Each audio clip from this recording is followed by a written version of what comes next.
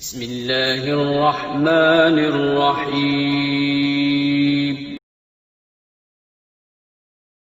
ایسی شکایتیں آتی ہیں کہ جی انہوں نے اپنے آپ کو دین کی خدمت کے لیے وقف کر دیا، بچوں کا پتہ ہی نہیں کہاں کون بچہ کہاں بیٹھا ہے، وہ فلم دیکھ رہا ہے سینما گھر میں بیٹھ کے، یا وہ جناب باہر چرسیوں ہیروئنچیوں کے ساتھ بیٹھ رہا ہے، مائیں بیچاری بچوں کی فکر کر رہی ہیں اور وہ تربیت کی فکر کر رہی ہیں، کہہ رہی ہیں ہمارے میاں 24 گھنٹے تبلیغ میں ہوتے ہیں، 24 گھنٹے ساری دنیا کو ہر وقت بیٹھے کے پکڑ کے نہ کچھ نصیحت کر رہے ہوتے ہیں، گھر میں بچوں کو ٹائم دینے کے لیے تیار ہی نہیں ہے، 1 منٹ کے لیے نہیں گھر میں بچوں کے پاس آ کے بیٹھتے۔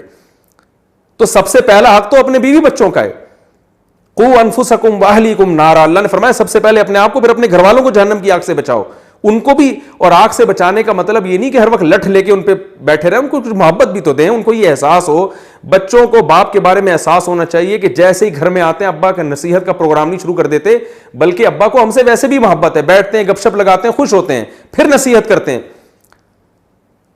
تو گھر میں ٹائم نہیں ہے، بالکل ہر چیز میں اعتدال ضروری ہے، نہ عبادت میں اتنا غلوف کہ بیوی بچوں کے لیے ٹائم نہیں نکل رہا، اور نہ اتنا زیادہ بیوی بچوں میں مشغول ہو گئے گھر میں کہ وہ اللہ کو بالکل ہی، تبلیغ کو بالکل ہی بھول گئے۔ بیلنس نہیں ہے، جو جس چیز میں لگا ہوا ہے بس سمجھتا ہے اسی میں نجات ہوگی، ایسا نہیں ہے میرے بھائی، نجات ہوگی۔ قانون یہ ہے کہ اللہ کے حقوق بھی ادا کرنے ہیں، اللہ کی مخلوق کے حقوق بھی ادا کرنے ہیں، سب میں کو بیلنس لے کے چلنا ہے۔ ان میں سے کسی کا حق بھی مارا تو اللہ فرماتے ہیں سیجزون، ان قریب قیامت میں اس کا بدلہ دیا جائے گا۔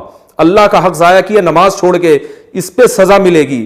حج فرض ہوا نہیں ادا کیا، اس پہ سزا ملے گی۔ نبی صلی اللہ علیہ وسلم نے فرمایا جس پہ حج فرض ہوا اور اس نے ادا نہیں کیا، ایک روایت میں آتا ہے کہ وہ یہودی ہو کے مرے، عیسائی ہو کے مرے، اس کی مجھے کوئی پرواہ نہیں، ایک روایت میں آتا ہے۔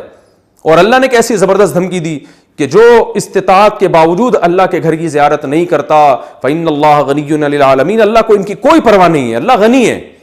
کتنی بڑی دھمکی ہے یہ۔ نماز چھوڑ دینا اللہ کا حق ہے۔ بعض لوگ کیا کر رہے ہیں، حقوق العباد میں بہت آگے ہیں، وہ ایک ٹائم کی نماز نہیں پڑھتے۔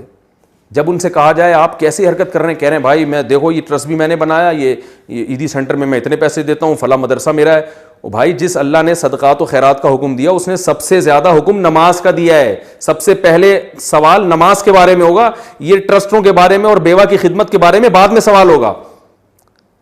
تو کوئی ادھر کو لڑکا ہوا ہے تو ادھر نہیں ہے، ادھر کو لڑکا ہوا ہے تو ادھر سے بھولا ہوا ہے۔ وجہ کیا ہے کہ ہمارا یہ کانسیپٹ ہی کلیئر نہیں ہے۔ ہم نے سمجھ رکھا ہے سب نے کہ جنت دپل میں ملے گی۔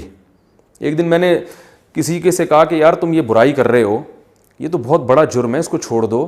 تو اس نے کہا ابے اللہ کو بخشنا ہوگا تو اللہ ویسے ہی بخش دے گا، نہیں بخشنا ہوگا تو ویسے ہی اٹھا کے جہنم میں پھینک دے گا۔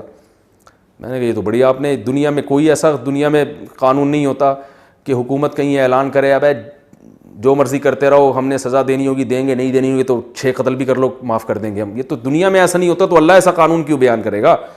تو انہوں نے کہا وہ حدیث میں آتا ہے نا۔ میں نے کہا وہ اگر حدیث میں آتا ہے تو یہ جو میں بیان کر رہا ہوں یہ اس سے 6، وہ اگر ایک حدیث میں آتا ہے جو میں بیان کر رہا ہوں وہ 99 حدیثوں میں آتی ہے وہ بات، تو 99 کو چھوڑ رہے ہو، ایک کو لے رہے ہو۔ تو یہ آج کل ہمارے ہاں مارکیٹ میں یہ چیز چل رہی ہے جس سے ہمیں بچنے کی ضرورت ہے۔